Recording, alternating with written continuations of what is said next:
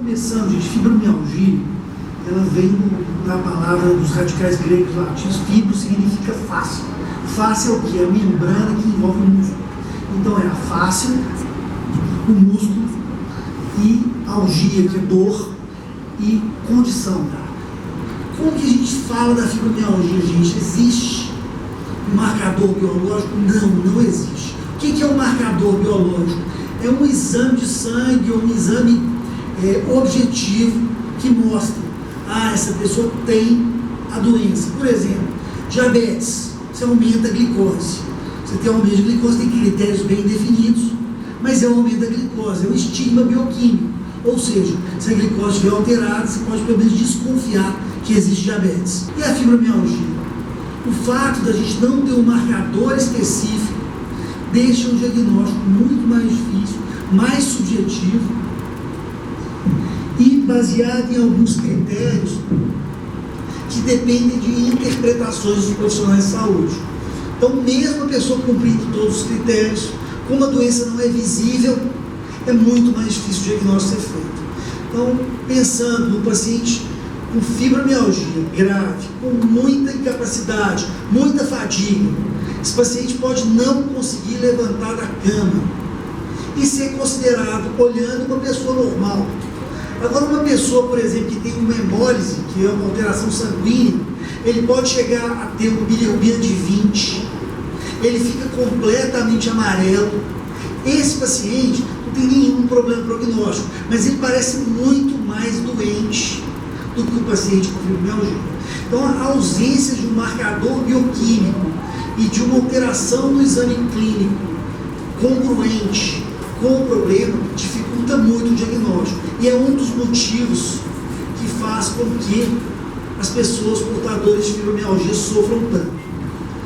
Causas. A gente tem várias e várias causas imputadas na literatura, principalmente hoje em dia de origem central. Mas nós temos também causas de origem periférica. Tá? Uma das origens periféricas interessantes é uma disfunção mitocondrial. O que é uma mitocôndria, gente? É uma organela celular, ela fica dentro da célula e ela é responsável pela produção de energia. Se a mitocôndria, que é uma usina produtora de energia, está funcionando mal, o que acontece? A célula muscular ela não consegue contrair. Se a célula muscular não consegue contrair, ela tende a travar. Uma maneira, o relaxamento muscular também é dependente de energia, não é passivo. Então, quando a pessoa tem uma crise energética por deficiência de funcionamento de mitocôndria, ela forma os chamados pontos gatilho, que não são da fibromialgia, são da dor miofascial, mas está muito associado. A prevalência comum entre as duas chega a ser acima de 80%, ou seja, mais de 80% das pessoas com fibromialgia têm dor miofascial associada. Isso é um motivo de dor, isso é um motivo de fraqueza muscular, isso é um motivo de incapacidade de formação dos pontos gatilho. Aqui é um estudo interessante, gente, que mostra qual que é a base bioquímica do hipofuncionamento mitocondrial da fibromialgia. Sabe, esse artigo, ele fala do tratamento com melatonina, que melhora bastante o sono, mas tem alteração também no funcionamento mitocondrial, mas é um artigo interessante porque é um artigo que melhor descreve como as mitocôndrias participam do processo de formação de energia e podem influir negativamente nos sintomas dos pacientes com fibromialgia. Segunda causa, gente, mais central, amplificação da dor. O que é isso, gente? A gente chama isso de sensitização central. Então, quanto maior o estímulo doloroso e quanto maior o tempo de duração desse estímulo, mais a gente forma a chamada memória de dor. É uma memória da gente lembrar? Não. São alterações, inclusive genéticas, de expressão de proteínas, que tornam o sistema de condução da dor mais eficiente. A gente usa uma metáfora aqui, uma via de dor normal, é uma rua. Quando você tem a sensação da via de dor, ela pode se transformar numa avenida de 6 pistas como eixo monumental. Então, assim, o próprio organismo responde a estímulos funcionais. Quanto maior a dor, mais o organismo se prepara para a dor, e a menores estímulos ele desencadeia fisicamente mais dor. Então, assim, essa amplificação da dor, ela está bem descrita na literatura, ela é proporcional à natureza, à intensidade e à duração do estímulo doloroso. É o segundo mecanismo que a gente imputa como causa da dor crônica da fibromialgia. Classicamente, a gente tem diminuição da serotonina, que é uma das coisas. Estão começando a fazer alguns estudos bioquímicos, tentando achar um marcador para a doença, ainda não conseguiram. O primeiro que eles tentaram foi a dosagem sérica de serotonina, não funcionou tão bem, mas algumas subfrações da serotonina estão começando a ser usadas e estudadas nesse sentido, de maneira razoavelmente promissora. Alguns neurotransmissores, como a substância B, que é um marcador de dor, provoca maior sensibilidade à dor, ela altera sua concentração no líquido céfalo-raquidiano. Então a gente mostra que essa substância, ela tem relação com a intensidade da dor e com a sensação das fibras, ou seja, ampliação da dor. Esse estudo é interessante, eu acredito que seja muito promissor, tá? Eles começam a fazer uma relação genética para um marcador, um novo marcador da hipomobilidade, da fibromialgia. Então, a hipometilação do DNA é uma alteração genética que está muito associada com os pacientes fibromialgicos. E a presença e dosagem de microRNAs, ou seja, existem substâncias, gente, que controlam os genes, que a gente chama de epigenética, ou fatores de transcrição. Alguns desses fatores de transcrição, como os microRNAs, possivelmente, no futuro, podem se tornar alguns dos marcadores bioquímicos da fibromialgia. Tem um estudo interessante, esses últimos 2 estudos são inclusive de 2019, tanto a questão dos microRNAs, quanto esse estudo de trauma psíquico ou físico. Assim, existe uma relação muito grande entre traumas psíquicos e físicos e o desenvolvimento de fibromialgia no futuro, sem uma relação temporal sugestiva, ou seja, você pode ter um trauma físico ou psíquico e desenvolver a fibromialgia muitos anos depois. Os estudos que estão sendo feitos, tanto esse quanto o anterior, mostram que até 50% dos pacientes com fibromialgia, a gente tem um componente genético significativo de penetrância incompleta, ou seja, não necessariamente todos os portadores desses genes vão ter a doença, mas a genética e a epigenética estão muito envolvidas nesse processo. Então, gente, o tratamento hoje são 2 grandes vertentes, é o não farmacológico e o farmacológico. A ideia é, eles não são excludentes. Fibromialgia é uma doença difícil de tratar, difícil de manter sob controle. Então, todas as estratégias que a gente tiver, que tiverem poucos efeitos colaterais ou efeitos colaterais toleráveis, a gente tem que lançar a mão. Eu vou falar um pouquinho logo depois sobre a questão do que o tempo faz com a fibromialgia. O tempo agrava a fibromialgia e tem mecanismos bioquímicos bem estanques e bem comprovados sobre isso. O que se vê que é muito interessante é o tratamento físico, exercícios aeróbicos e exercícios de resistência. Os exercícios aeróbicos têm um ponto de corte interessante na literatura, que é o seguinte: a gente usar caminhadas de 35 minutos ou mais, 5 vezes por semana ou mais, tem um impacto positivo na fibromialgia. Agora sim, os pacientes podem ter piora com o exercício? Sim, é muito comum. Nenhum tipo de exercício ele é completamente seguro em relação à possibilidade de piorar a fibromialgia. Então, assim, tem alguns conceitos, o conceito mais antigo, chama GET, Graded Exercise Therapy, terapia de exercícios graduais. Então, o que acontece? É um protocolo específico que é bem validado, que a gente começa com exercícios muito leves e vai aumentando esses exercícios com o tempo. Infelizmente, a gente não tem muito conhecimento da população geral, nos profissionais de saúde, de como abordar adequadamente os pacientes com fibromialgia. Então, uma das coisas que seriam muito interessantes a sociedade de fibromialgia propor seria aumentar a questão da educação profissional em relação a como nós podemos transmitir essas informações, as atualizações, as inovações no tratamento da fibromialgia. Pode haver pior, a gente pode, mesmo o GETS tem uma possibilidade de piora logo no começo da terapêutica. Então, assim, nem todo paciente responde da mesma maneira. Então, tem uma variante da fibromialgia dentro dos pacientes com fibromialgia, que são os pacientes com hipermobilidade. O tratamento é completamente diferente. Então, para esses hipermóveis, o GET não funciona tão bem. A gente usa outros protocolos internacionalmente aceitos, como os critérios de Moodley, que são critérios interessantes que evitam que a gente tenha lesão muscular e articular no corpo. Farmacológico, gente, tem basicamente 2 bem aprovados, que é a duloxetina e a pregabalina. Se não tiver contraindicações, é interessante que a maioria dos pacientes use essa medicação. Por quê? Eles têm uma ação que ajuda a dor não cronificar mais. A dor pode estar crônica, mas ela pode aumentar de intensidade. Eu uso sempre essa metáfora da rua e da avenida. Se você não consegue manter a dor sob controle, a dor pode piorar com o tempo. Quanto mais lesões a gente tem, mais a dor ocorre, mais fibras são formadas. Tem uma relação bioquímica e neurológica muito específica em relação a isso.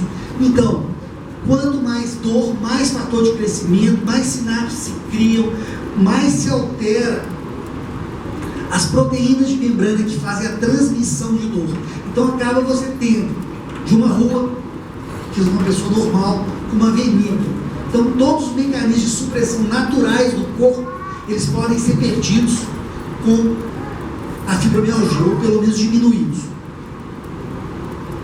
Aqui são os outros remédios, gente, assim, antidepressivos, os principais são aqueles, alguns não existem no Brasil, que são bons para fibromialgia. É uma das coisas que pode se pensar. O milnaciclano é um remédio que tem no exterior, se usa há muito tempo, tem um efeito, ficou no Brasil durante 1 ano, eles viram que não compensava e tiraram do mercado.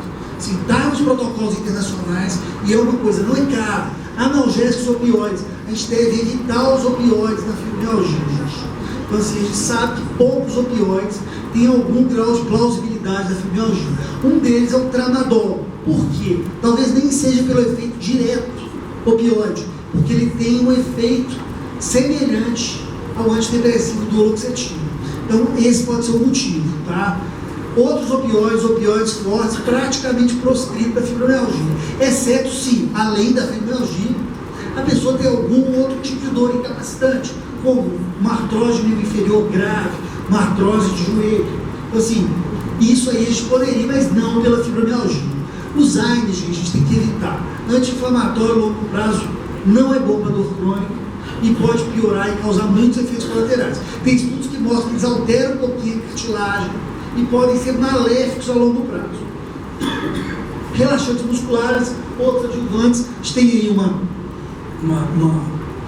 um conjunto farmacológico bem interessante, pode ser melhorado, mas assim, tem muitas substâncias que tem no exterior e não tem aqui, e o preço deles não é proibitivo. Então eu acho que é outro escopo da sociedade pensar em ampliar esse leque de opções terapêuticas. Incapacidade oculta, né? É uma coisa interessante, porque muitas vezes a gente vê o paciente e não vê a incapacidade. Então, assim, eu gosto muito da metáfora de uma pessoa que tem hemólise, fica todo amarelo, parece muito doente, mas é um quadro limitado, não vai dar nada. Só que o paciente com fibromialgia pode ter muita dificuldade de trabalhar. Então, a dor é a principal, a fadiga também, fraqueza muscular, as alterações da memória são muito importantes. Não é só um tipo de memória, são vários tipos de memórias envolvidos. Tá?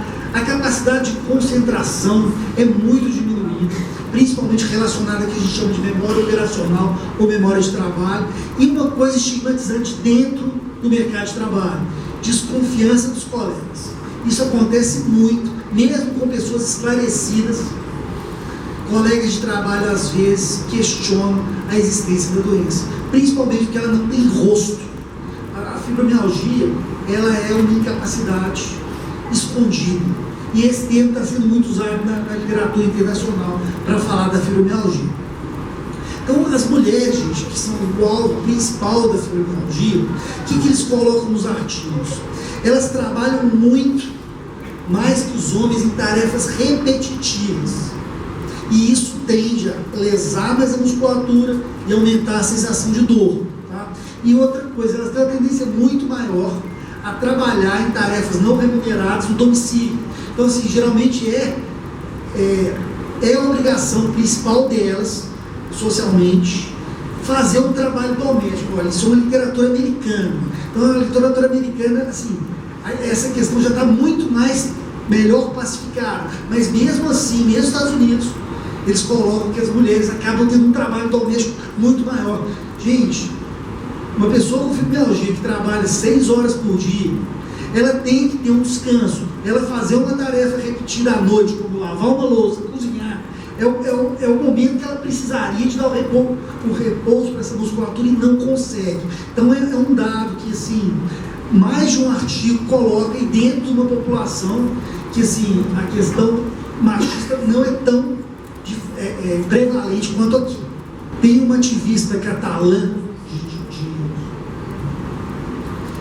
de Barcelona que ela fala o seguinte: apesar de ser o país que está mais evoluído em termos sociais que a gente, ela coloca que a teoria dela é que mulheres, por serem principal alvo da fibromialgia, existem menos incentivos governamentais para tratar esses pacientes. Então, ela acha que a fibromialgia ela é discriminada por ser uma doença mais de mulheres. É uma coisa para a gente pensar. Ela tem, gente, argumentos muito fortes.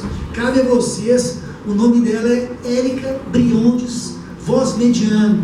É interessante os argumentos dela, foge ao escopo da gente, mas quem estiver interessado em ler e tirar suas próprias conclusões.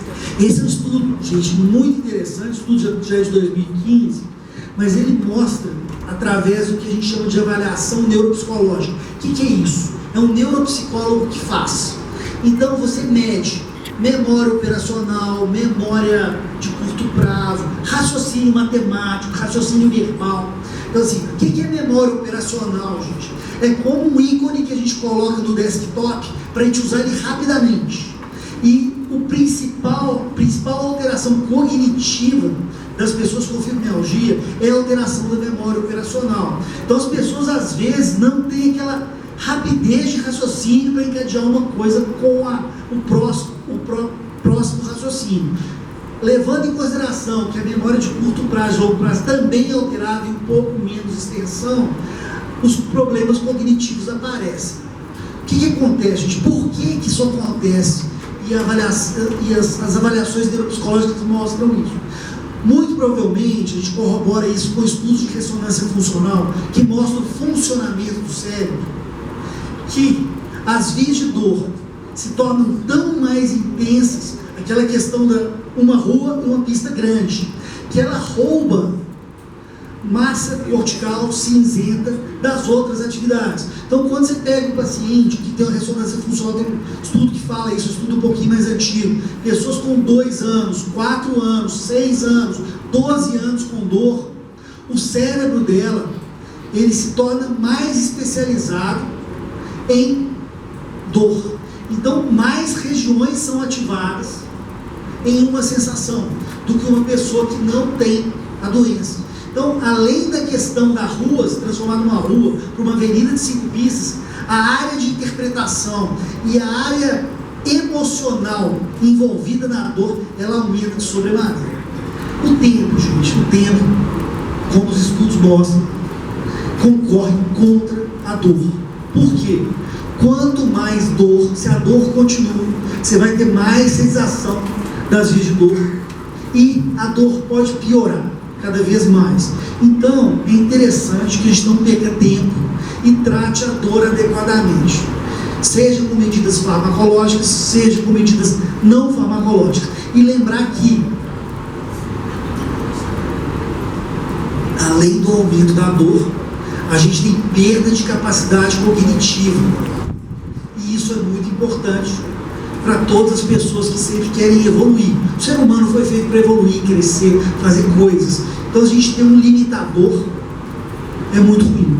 Tanto do ponto de vista físico, caminhar, andar, locomover, quanto do ponto de vista psíquico.